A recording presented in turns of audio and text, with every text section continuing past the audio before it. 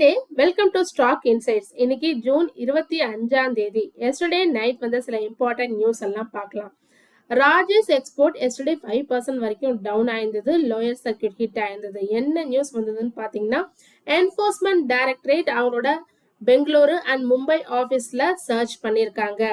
கம்பெனிக்கு எந்த ஒரு ப்ராப்பர் டாக்குமெண்ட்ஸும் ஃபாரின் பிசினஸ் டிரான்சாக்ஷன் பத்தி கொடுக்கலன்னு சொல்லியிருக்காங்க. சிஎஃப்ஓக்கு 2020 எந்த ஒரு சேலரியும் கொடுக்கல. எம்டிக்கு 17,000 ரூபாய் தான் கொடுத்துருக்காங்க பெர் மந்த்னு ரிப்போர்ட் வந்திருக்கு. கம்பெனி 1035 crore இன் ஆப்பிரிக்கன் மைன்ஸ்ல இன்வெஸ்ட்மெண்ட் பண்ணிருக்கிறதா சொல்லியிருக்காங்க. பட் அதை பத்தின எந்த டாக்குமெண்ட்டும் இல்ல ப்ரூவ் பண்றதுக்கு.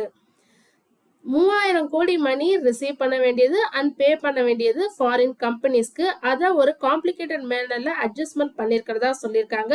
ஸோ அங்க நிறைய டவுட்ஸ் இருக்கிறதாவும் சொல்லியிருக்காங்க. எவ்வளோ கம்பெனி ரெக்கார்ட்ஸ்ல எவ்வளோ actual gold and stock available இருக்கிறதுன்னு சொல்லியிருக்காங்களோ அதை விட 40% கம்மியா தான் இப்ப இருக்கிறதா சொல்லியிருக்காங்க இடி. இது இன்ஸ்பெக்ஷன் அப்ப கண்டுபிடிச்சிருக்கிறதா சொல்லியிருக்காங்க. அது மட்டும் இல்லாம கம்பெனியோட ஷேர் பிரைஸ நிறைய மேனிபுலேட் பண்ணிருக்கிறதாவும் சொல்லியிருக்காங்க. இல்லீகலா 600 கோடி outside of India move ஆயிருக்குன்னு சொல்லியிருக்காங்க Enforcement Directorate. Equitas Small Finance Bank fund raise பண்ண போறதா சொல்லியிருக்காங்க. 1750 crore அவங்களோட ஃபியூச்சர் growthக்கும் பிசினஸ்க்கும் சப்போர்ட் பண்றதுக்காக சொல்லியிருக்காங்க. இதுல 500 கோடி வந்து பாண்ட்ஸ் ஆர் டெப்ட் இன்ஸ்ட்ருமெண்ட் மூலமா பண்ண போறதா சொல்லியிருக்காங்க. 1250 கோடி வந்து கன்வெர்டிபிள் செக்யூரிட்டிஸா பண்ண போறதா சொல்லியிருக்காங்க. அதாவது QIP பண்ண போறதா சொல்லியிருக்காங்க. ஸோ இதுக்கான final approval share holders and regulators கிட்ட இருந்து வரணும்னு சொல்லியிருக்காங்க.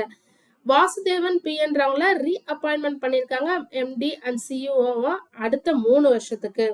சிஎஃப்ஓ என் ஸ்ரீதரன்றவங்க ரிலீவ் ஆகுறாங்க, அதாவது ரிட்டையர் ஆகுறாங்க ஜூன் 30, 2026. அதுக்கு பதிலா முகுந்த் ஷியாமாராவ்ன்றவங்கள சிஎஃப்ஓவா அப்பாயின்மெண்ட் பண்றாங்க. ஜூலை 1 அவங்க பதவிக்கு வராங்க. HCL Technologies 2 new AI related deals போட்டிருக்காங்க. ஒன்னு நோக்கியாவோட, இன்னொன்னு வந்து நெஸ்டியோட. நோக்கியாவோட சேர்ந்து டெலிகாம் கம்பெனிஸை automation and improve their mobile நெட்வொர்க்ஸ்க்கு ஏஐ சொல்யூஷன் கொடுக்க போறதா சொல்லியிருக்காங்க. நெஸ்டிக்கு ஒரு லாங் டேர்ம் டீல் போட்டிருக்காங்க. Finland based renewable energy fuels company இவங்க நெஸ்டின்றவங்க. இவங்களுக்கு ஏஐ யூஸ் பண்ணி மாடர்ன் ஐடி சிஸ்டத்தை யூஸ் பண்ணி பிசினஸோட எஃபிஷியன்சியை இம்ப்ரூவ் பண்றதுக்கான ஒரு டீல்னு சொல்லியிருக்காங்க HCL டெக்னாலஜிஸ். ஜூபிலண்ட் ஜெனரிக்ஸ் இவங்க சப்சிடரி ஆஃப் ஜூபிலண்ட் ஃபார்மோவா. இவங்களுக்கு ஒரு டாக்ஸ் ரிலீஃப் கிடைச்சிருக்கு. ஸோ ஏர்லியரா 108 crore டாக்ஸ் அட்ஜஸ்ட்மெண்ட் சொல்லியிருந்தாங்க, டிமாண்ட் பண்ணியிருந்தாங்க. இப்போ அதுல ரெடியூஸ் பண்ணியிருக்காங்க 42 crore. ஸோ இப்போ 66 crore டாக்ஸ் பே பண்ணா போதும்னு சொல்லியிருக்காங்க ஜூபிலண்ட் ஜெனரிக்ஸ்க்கு.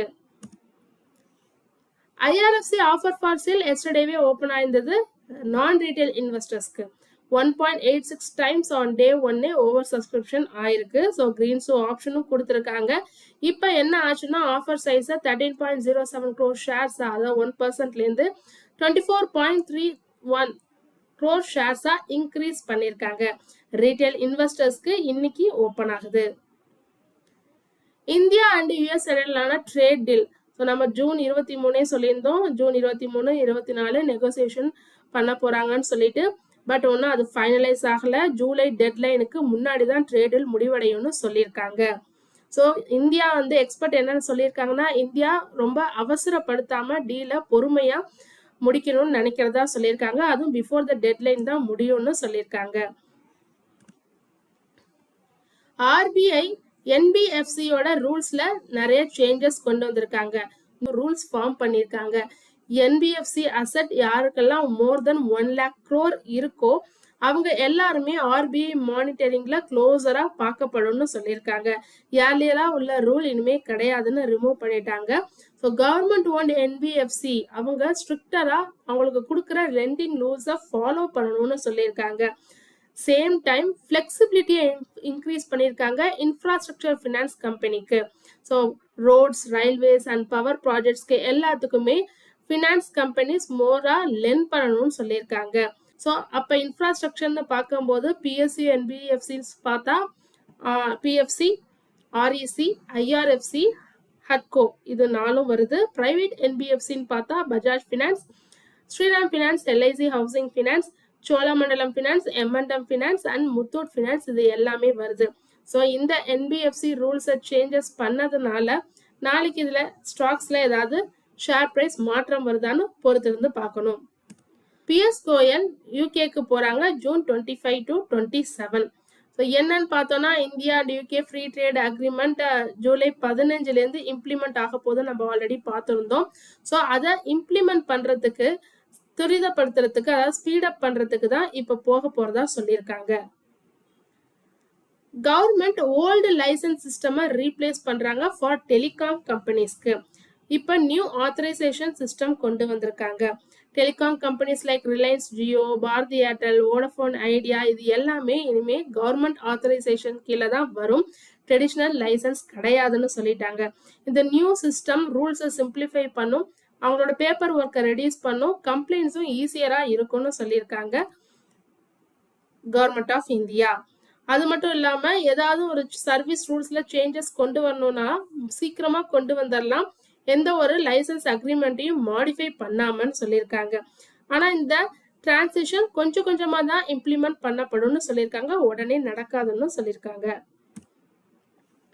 எம்பசி டெவலப்மெண்ட் எம்ஓயு போட்டிருக்காங்க உத்தரப்பிரதேஷ் கவர்மெண்டோட ஒரு கமர்ஷியல் ப்ராஜெக்ட். ஸோ அந்த கம்பெனி 1500 crore இந்த ப்ராஜெக்ட்ல இன்வெஸ்ட்மெண்ட் பண்ணுது. 2.5 to 3 million square feet commercial ஸ்பேஸை office space and business infrastructure develop பண்ண போகிறதா சொல்லியிருக்காங்க எம்பசி டெவலப்மெண்ட்ஸ்.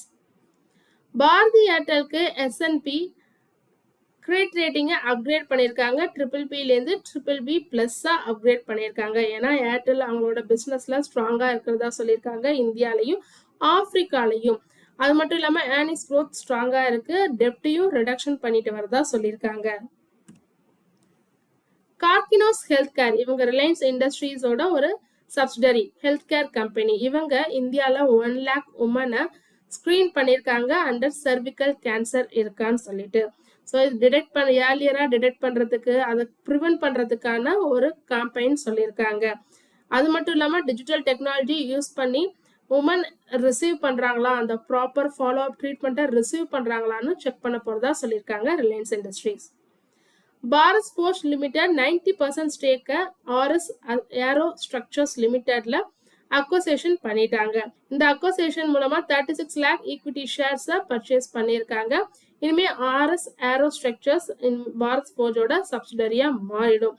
ஸோ ஏன் இது பாரத் ஃபோர்ஜ் வாங்குறாங்கன்னா அவங்களோட presence in aerospace and defence பிஸ்னஸ்ல ஸ்ட்ராங் பண்ணணும்னு சொல்லிட்டு வாங்கியிருக்கிறதா சொல்லியிருக்காங்க பாரத் ஃபோர்ஜ்.